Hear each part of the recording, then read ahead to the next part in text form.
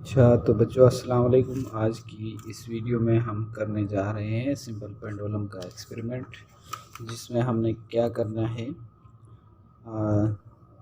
Value of G find out करनी है from graph से। सही है, तो ये हमारा प्रैक्टिकल है।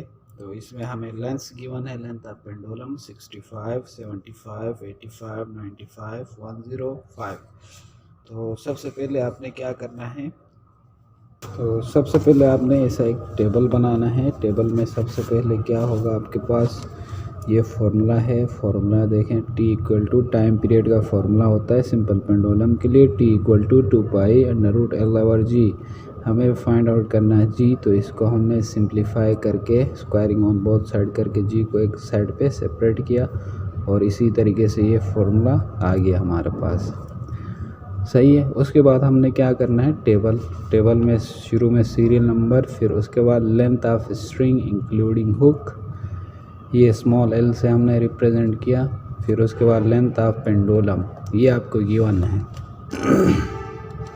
तो इस कॉलम में आपने क्या करना है, ये आपको जो भी लेंथ गिवन होगी वो आपने नोट डाउन करना है। ये है आपकी कितनी है, 65, 75, 85, 95, 105। तो ये लेंथ हमें गिवन है, मैंने ये लिख लिया। अब इसके बाद इस कॉलम में क्या करना है, length of string including hook, जो भी आपका पास जो भी बॉब जो है, ये बॉब है सही, इसके हुक के साथ जो भी स्ट्रिंग की लेंथ होगी वो यहाँ पे लिखोगे। उसके लिए आपने क्या करना है, इसका रेडियस जो है, जो भी आपके पास बॉब होगा उसका रेडियस इसमें से माइनस करके लिखना है। सही है। जैसे हमारे पास ये बॉब है, इसका डायमीटर 2 सेंटीमीटर है, तो इसका रेडियस जो है वो 1 हो जाएगा। सही है। तो इसीलिए मैं 65 से 1 माइनस, यानी रेडियस लेंथ ऑफ पेंडुलम से रेडियस माइनस करके यहाँ पे मैं लिखूँगा। अगर मैं 65 से 1 माइनस करूँ तो ये हो जाएगा 64। 1 क्यों माइनस कर रहा हूँ, क्योंकि मेरे पास जो बॉब जो है, ये मेटेलिक बॉब जो है, इसका रेडियस 1 सेंटीमीटर से, तो 65 में से मैं लेंथ ऑफ पेंडुलम से मैं रेडियस ऑफ बॉब माइनस करके यहाँ पे लिखूँगा। सही है। तो ये हो जाएगा 75 में से एक माइनस करो, रेडियस माइनस करो, 74, 84, 94, 104। सही है, ये हो गया। उसके बाद क्या करना है, time for 10 oscillations. Time for 10 oscillations, इसमें 2 दफ़ा ऑब्जर्वेशंस लेनी, T1 T2, मतलब इस 65 पे 2 दफ़ा ऑब्जर्वेशंस लेंगे। 10 ऑसिलेशन का टाइम पीरियड लेंगे, 75 पे 2 दफ़ा लेंगे, 85 पे 2 दफ़ा, 95 पे 2 दफ़ा, 105 पे 2 दफ़ा, फिर उसका मीन यहाँ पे लिखेंगे। सही है। ये टाइम फॉर 10 ऑसिलेशन, ये आ जाएगा time for 10 oscillation. Time period यानी एक ऑसिलेशन का टाइम पीरियड निकालने के लिए हमने क्या करना है, डिवाइडेड बाय 10। डिवाइड बाय 10 क्यों करेंगे, क्योंकि ये जो टाइम जो आएगा, यहाँ पे जो टाइम आएगा हमारे पास, ये 10 ऑसिलेशन का टाइम पीरियड है। तो हमें एक ऑसिलेशन का टाइम पीरियड चाहिए इस 65 लेंथ पे पेंडुलम के, तो इसीलिए हम इस 10 ऑसिलेशन की लेंथ टाइम जो है, 10 ऑसिलेशन का टाइम जो है, उसको डिवाइड बाय 10 करेंगे तो एक का हमें मिल जाएगा। फिर इसी का स्क्वायर करना है। तो ये टेबल इसी तरीके से बनाना है। अभी देखें, सबसे पहले आपने क्या करना है, आपने जो थ्रेड जो मिलेगा उसकी लेंथ वो आपने अलग से लेनी है। वो मैक्सिमम लिया तो आपने कितना लेना, 150 सेंटीमीटर्स लेना, उससे ज़्यादा लेने की ज़रूरत नहीं है। आपके पास ये थ्रेड है, तो थ्रेड को आपने क्या करना है, सबसे पहले इसके एंड पे, थ्रेड के एंड पे एक आपके पास जो भी बॉब जो है जिससे आप प्रैक्टिकल परफॉर्म करेंगे, उसको यहाँ पे टाई करना है, इसको बांध देना है। ये बांध दिया। बांधने के बाद आपने मार्क, इसकी लेंथ मार्क करनी है, 64, 74, 84, 94, 104। आपकी मर्ज़ी भी होती है कि आप एक एक करके करें। जैसे 74 मार्क किया, परफॉर्म किया, फिर उसके बाद 74 पे मार्क करो फिर परफॉर्म करो, फिर 84 पे मार्क करो फिर परफॉर्म करो। इसी तरीके से भी कर सकते हैं, या शुरू में ही सारे एक साथ मार्क कर दें, फिर उसके बाद एक एक करके परफॉर्म करते जाएं। तो मैं ये मार्क कर देता हूँ। ये देखें इंक्लूडिंग हुक है, देखो यहाँ पे लिखा हुआ length of string including hook, तो इसीलिए मैं इसमें हुक को भी इंक्लूड करूँगा। सही है, तो इसको यूँ रखा। यूँ देखें आपकी 64 कहाँ पे आ रही है,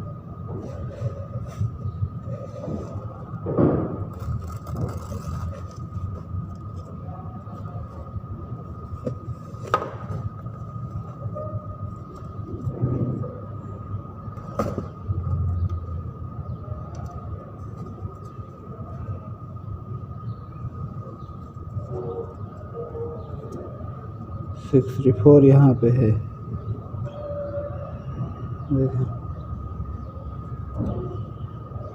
64 यहाँ पे है, तो मैं क्या करूँगा 64 पे एक मार्क लगाऊँगा। सही है, अब इस पे परफॉर्म करके करूँ या इससे आगे लगाऊँ, मेरी मर्ज़ी है। अभी 64 पे हो गया तो फिर 74 पे लगाऊँ या बाद में एक एक करके परफॉर्म करूँ, आपकी मर्ज़ी है। सही है, तो मैं फ़िलहाल 2 लगा रहा हूँ यहाँ पे। ये 64 और 74 2 लगाए, और ये 2 परफॉर्म करूँगा, बाकी रीडिंग्स मैं आपको लिख के बता दूँगा। सही है, ये मैंने मार्क किया 74 पे। इनमें से जो भी मार्क जो है आपने देखना है। फर्स्ट मार्क मैंने कहाँ लगाया था,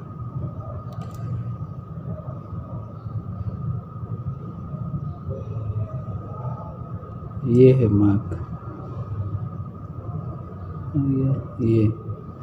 ये मार्क है 64 का। सही है, 64 के वो का मार्क है ये।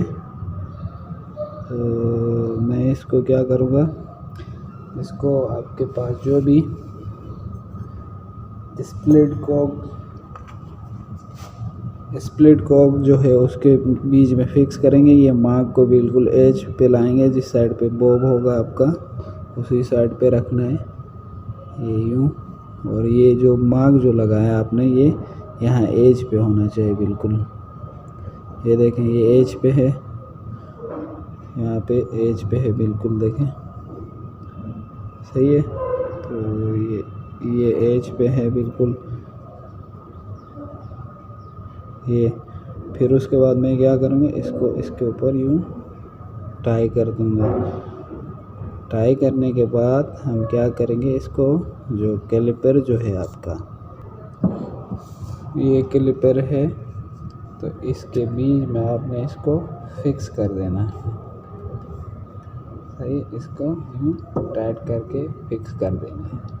फिर उसके बाद इसको ऊपर करते जाओ, इसको इतना ऊपर करो कि ये बॉब जो है नीचे फ्लोर पे टच नहीं होना चाहिए। सही है, तो इसका हाइट का थोड़ा इशू हो रहा है, इसलिए मैं यहाँ पे एक बॉक्स रख देता हूँ ताकि इसकी हाइट एडजस्ट हो जाए। सही है, ये रख दिया मैंने। ये जितना फ्लोर के करीब होगा उतना अच्छा है, क्योंकि वैल्यू ऑफ जी डिपेंड करती है सरफेस ऑफ द अर्थ के ऊपर। सही, अब ये हो गया। आपने क्या करना है, 10 ऑसिलेशंस का टाइम पीरियड नोट डाउन कर देना है। ये आपकी मीन पोजीशन हो गई, जहाँ पे ये रेस्ट पे है। सही है, ये मीन पोजीशन हो गई। सही है, ये मीन पोजीशन है आपकी। सही है, ये एक एक्सट्रीम पोजीशन होगी, एक एक्सट्रीम पोजीशन यहाँ पे होगी। सही है, तो ये आपने 10 ऑसिलेशंस का, जैसे ये यहाँ से मैं छोड़ देता हूँ, जब ये वापस यहाँ आएगा तो फिर टाइम स्टार्ट करना स्टॉप हो चुका है। ये यहाँ से गया, एक वापस आया, एक ऑसिलेशन, फिर यहाँ गया 2, फिर 3, इसी तरीके से 10 ऑसिलेशंस का टाइम पीरियड नोट डाउन करके लिखना है। अभी हमारे पास ये स्टॉप वॉच है, ये स्टार्ट स्टॉप रीसेट। सही है, अब देखें मैं यहाँ पे इसको जब भी इसका एम्पलीट्यूड रखेंगे वो 10 सेंटीमीटर के अंदर या 10 सेंटीमीटर मैक्सिमम रख सकते हैं, सही है। तो ऊपर नीचे भी हुआ तो भी कोई इतना इशू नहीं है, क्योंकि टाइम पीरियड इंडिपेंडेंट होता है एम्पलीट्यूड के। अब देखें ये मैंने यहाँ पे स्ट्रेट ला के छोड़ दिया, सही है। ये स्ट्रेट होनी चाहिए, इसके जो ऑसिलेशन जो है, मूवमेंट जो है वो स्ट्रेट होनी चाहिए। देखें अभी सही है। जब ये यहाँ आएगा मैं टाइम पीरियड स्टार्ट करता हूँ। अभी देखें यहाँ पे टाइम स्टॉपवॉच भी देखना है आपने और इसको भी देखना है। देखें वहाँ गया, मैंने स्टार्ट किया 1 2 3 4 5 6 7 8 9 10, सही है। तो ये आया मेरा कितना टाइम आया 16.12। तो मैं क्या करूँगा यहाँ पे टाइम पीरियड लिखूँगा इस टेबल में 65 लेंथ पे ये कितना आया, ये आया मेरे पास 16.12। तो मैं यहाँ पे लिखूँगा 16.12 सेकेंड्स, ये आ गया, सही है 65 पे। अभी मैं क्या करूँगा इसी लेंथ पे एक और परफॉर्म करूँगा यहाँ पे। उसके लिए मैं क्या करता हूँ, इसको रीसेट करता हूँ, सही है। रीसेट करने के बाद इसी लेंथ पे मैं एक और 10 ऑसिलेशन का टाइम पीरियड नोट डाउन करूँगा, सही है। तो ये देखें सेम वही प्रोसेस है, मैं यहाँ पे लाऊंगा, सही है। छोड़ देना है, जैसे यहाँ पे आएगा स्टार्ट किया मैंने 1 2 3 4 5 6 7 8 9 10, सही है। एरर आ रहा है इसमें थोड़ा सा, देखें क्योंकि इसमें मेरा हाथ भी टच हो रहा था इस पे थ्रेड पे, तो इसका एक चीज़ का ख्याल रखना है। तो ये आ गया 15.88, सही है। तो जो भी आ रहा है चले उससे जो है हम रिपीट करते हैं ताकि हमारी वैल्यू सही से सही आए।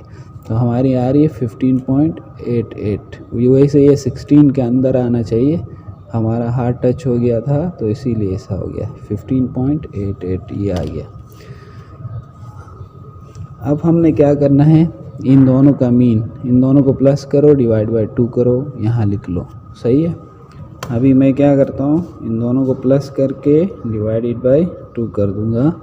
ये है मेरे पास 16.12 प्लस 15.88, सही है।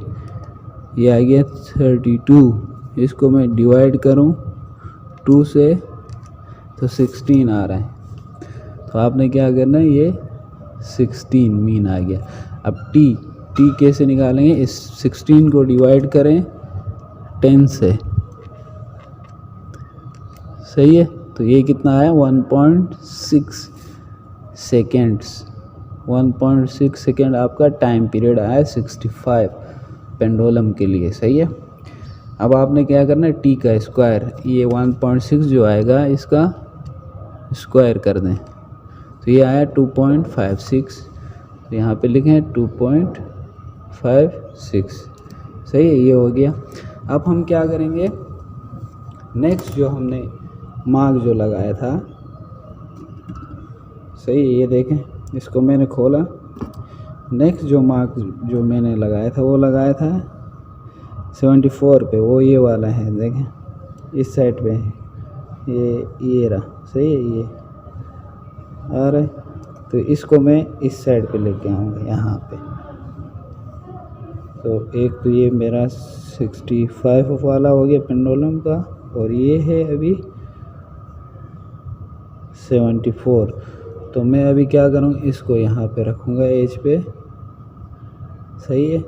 फिर उसके बाद इसको ऊपर रख के जो है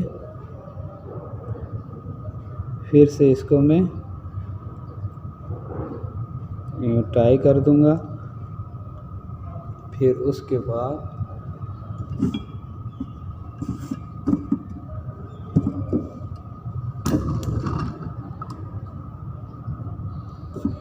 इसके बीच में आपने क्या करना है, फिक्स कर देना है। स्केलिपर के बीच में ये फिक्स कर दिया, टाइट किया आपने।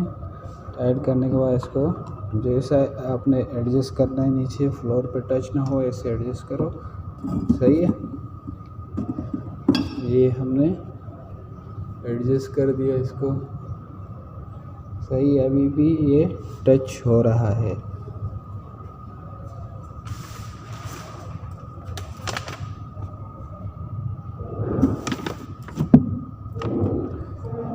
सही है, अभी ये फ्लोर पे टच हल्का सा हो रहा है, तो मैं इसको एडजस्ट कर लेता हूँ। सही है, ये भी फ्लोर पे टच नहीं हो रहा है। सेम उसी तरीके से इसके लिए भी 10 ऑसिलेशंस का टाइम पीरियड नोट डाउन करेंगे। मैं स्टॉप वॉच को रीसेट करता हूँ। अब मैं क्या करता हूँ, इसको यहाँ पे ला के छोड़ दूँगा, यहाँ पे ला के छोड़ दिया। सही है, जैसे ये यहाँ पे आएगा मैं टाइम स्टार्ट करता हूँ। देखें, ये स्टार्ट किया, 1 2 3 4 5 6 7 8 9, अभी वापस आएगा 10। सही है, तो ये कितना है, 17.16। सही है,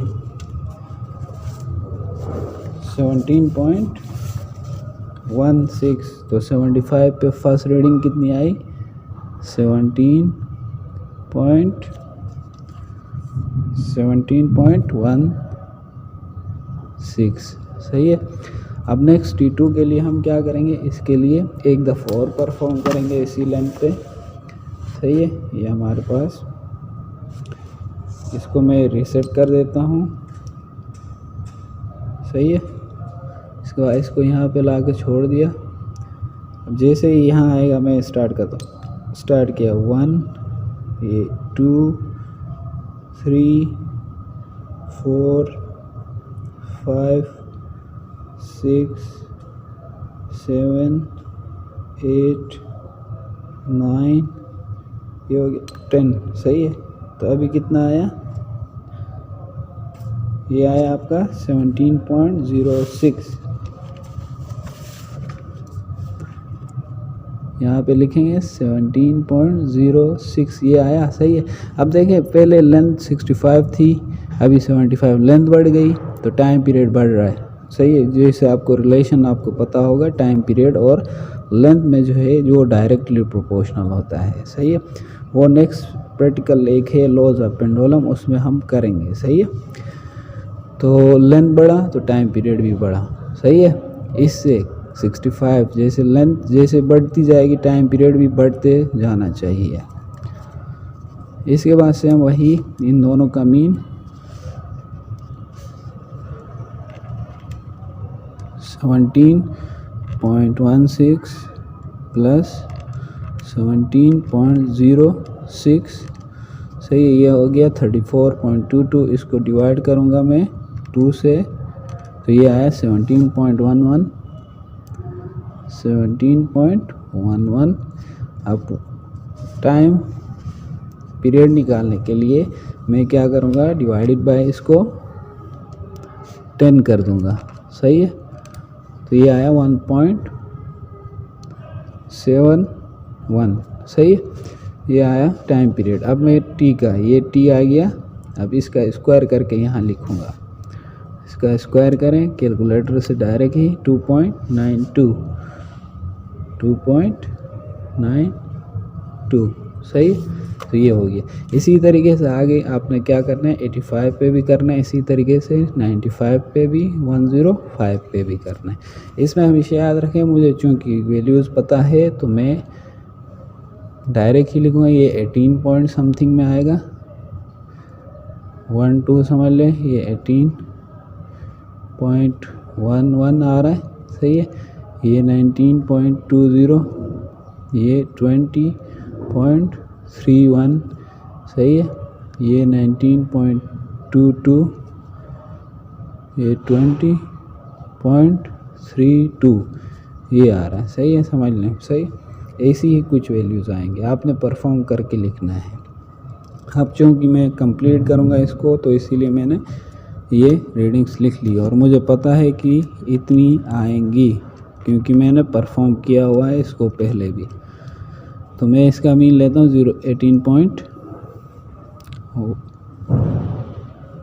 18.12 प्लस 18.11। सही है, इसका मीन लूँगा डिवाइडेड बाय 2, ये आया 18.11 आया। सही है।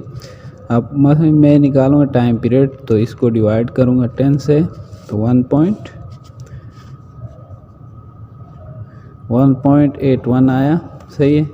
अब मैं इसका स्क्वायर ले लूँगा 3.28। सही है। टी स्क्वायर इसलिए कर रहे हैं क्योंकि हमें ग्राफ भी बनाना है। सही है। उसके बाद हो गया 1995 वाले पे, तो ये 19.20 प्लस 19.22, इसको डिवाइड करेंगे 2 से, 1 ऑसिलेशन और मीन आएगा 19.21 आया। सही है।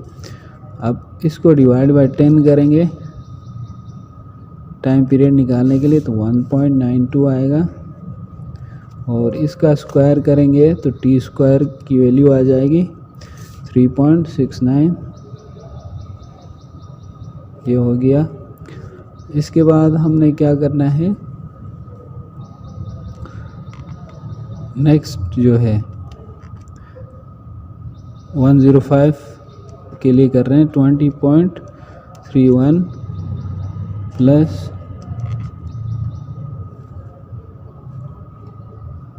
20.32, ये हो गया।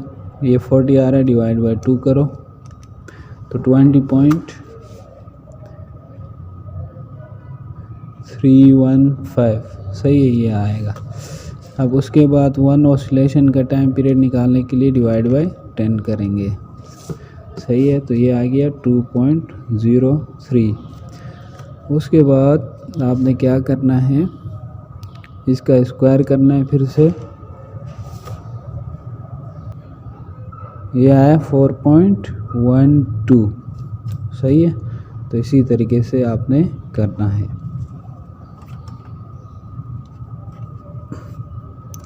तो ये हमारी रीडिंग्स हो गई। सही है। नेक्स्ट जो लैब जो होगी उसमें हम क्या करेंगे, ग्राफ बनाएंगे, क्योंकि हमने यहाँ पे जो भी ऑब्जेक्ट में हमें बताया गया है वो सबसे पहले क्या करना था, ये करना था शुरू में, determine time for 10 oscillations twice for each length. 2 दफ़ा हर लेंथ के लिए हमने क्या करना है, 10 ऑसिलेशन का टाइम पीरियड करना है। 10 ऑसिलेशन का टाइम पीरियड ट्वाइस हमने किया। सही है। उसके बाद हमने क्या करना है, एल और टी स्क्वायर के दरमियान ग्राफ प्लॉट करना है, वो नेक्स्ट वीडियो में हम करेंगे। और उसके अलावा जो भी बाकाया जो भी चीज़ें रहती है वो नेक्स्ट वीडियो में करेंगे। इसमें जो है value of G find out करनी है, एक ऐसा पॉइंट लेना है जो आपकी रीडिंग के अलावा, ये जो रीडिंग आप उसमें ग्राफ में लगा के जो प्लॉट करेंगे, उसके अलावा आपने क्या करना है, कोई और पॉइंट लेना है और उसके ज़रिए आपने वैल्यू ऑफ जी कैलकुलेट करना है। तो ये करने हैं। तो हमारे पास नेक्स्ट जो है ये 2 पॉइंट रह गए हैं। सही है, जो मेन पार्ट था वो हमने कर लिया, अब कैलकुलेशन और ग्राफ रह गया बस। सही है। तो नेक्स्ट वीडियो तक के लिए अल्लाह हाफिज़।